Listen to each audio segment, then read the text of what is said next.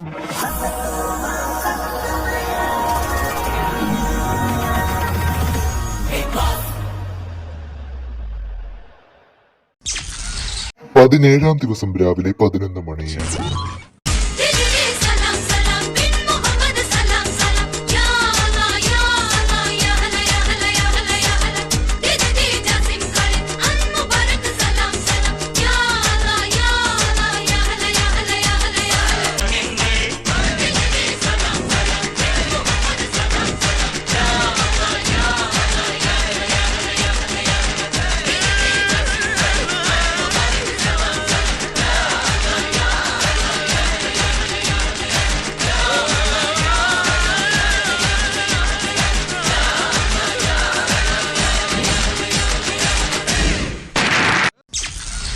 ഉച്ചയ്ക്ക് 12 മണി.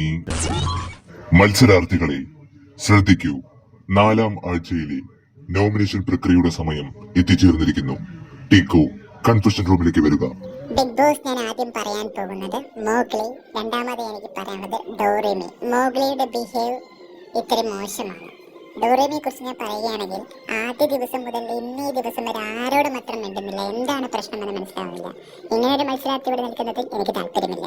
ഞാൻ ആദ്യം പറയുന്നത് ഹാരി നൊഹാര ആവശ്യമില്ലാതെ ഒരു പ്രശ്നം ഉണ്ടാക്കിയതിൻ്റെ.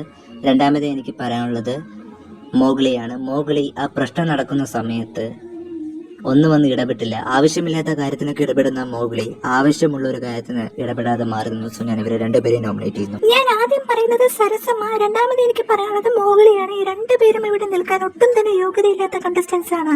ഞാൻ ആദ്യം ഹാരി ചേട്ടനെ പറയും. ഹാരി ചേട്ടൻ എന്തിനാണ് ആവശ്യമില്ലാതെ അന്നൊരു പ്രശ്നം, എന്നാൽ ഇന്നലെ ഒരു പ്രശ്നം ഉണ്ടാക്കിയെന്ന് എനിക്ക് മനസ്സിലാവുന്നില്ല.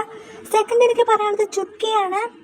ഒരു സേഫ് ഗെയിമറെ പോലെ കളിക്കുന്നുണ്ട്. ഞാൻ ആദ്യം പറയുന്നത് മിസ്റ്റർ ബീനെ തന്നെയാണ്. ബിഗ് ബോസ് ഒരു ടാസ്ക് തന്ന ഒരു അടിസ്ഥാനത്തിലാണ് ഞാൻ മിസ്റ്റർ ബീനോട് ഇന്നലെ അങ്ങനെ പെരുമാറിയത്. സോ അതിലൂടെ ഞാൻ പറഞ്ഞതും എൻ്റെ വ്യക്തിപരമായ കാര്യങ്ങളെക്കുറിച്ച് തന്നെയാണ്.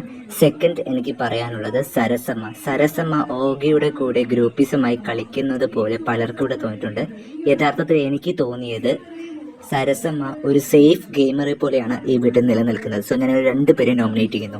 ഞാൻ അന്നും എന്നും പറയുന്നത് ചുട്കിയെ തന്നെയാണ്. She's A safe gamer. So എനിക്ക് ചുട്കി ഇവിടുന്ന് പോകണമെന്ന് ഭയങ്കര ആഗ്രഹമുണ്ട്. സെക്കൻഡ് എനിക്ക് പറയാനുള്ളത് ഡോറിമയാണ്. ഡോറിമ ഒരു സൈലന്റ് ഗെയിമറാണ്.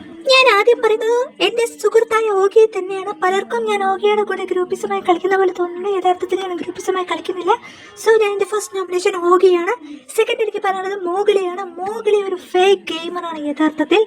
സോ ഈ രണ്ടുപേരുമാണ് എന്റെ നോമിനേഷൻ പേഴ്സൺസ്. എന്റെ ഫസ്റ്റ് നോമിനേഷൻ ചുട്കി യഥാർത്ഥത്തിൽ എങ്ങനത്തെ ഒരു വ്യക്തിയാണെന്ന് മനസ്സിലാവുന്നില്ല. ചിലപ്പോൾ തോന്നും ഫേക്ക് ഗെയിമറാണ്, ചിലപ്പോൾ തോന്നും സൈലന്റ് ഗെയിമറാണ്. പക്ഷെ ഇങ്ങനെ ഒരു മൾട്ടി പേഴ്സണൽ ഒരു കണ്ടസ്റ്റന്റ് ഇവിടെ നിൽക്കേണ്ട ആവശ്യമില്ല. സെക്കൻഡ് എനിക്ക് പറയാനുള്ളത് ടിക്കോയാണ്. ടിക്കോ ആദ്യ ദിവസം മുതൽ ഇന്നീ ദിവസം വരെ സൈലന്റ് ആയിട്ടൊരു ഗെയിമറായിട്ടാണ് എനിക്ക് തോന്നുന്നത്. മത്സരാർത്ഥികളെ ശ്രദ്ധിക്കൂ, 4-ാം ആഴ്ചയിലെ നോമിനേഷൻ പ്രക്രിയയിൽ ഉൾപ്പെട്ടവർ 2 വോട്ടുകളുമായി ഹാരി നൊഹാര, 4 വോട്ടുകളുമായി മോഗ്ലി, 2 വോട്ടുകളുമായി സരസമ്മ, 3 വോട്ടുകളുമായി ചുട്കി, 2 വോട്ടുകളുമായി ഡോറിമി. നോമിനേഷൻ പ്രക്രിയ അവസാനിച്ചിരിക്കുന്നു.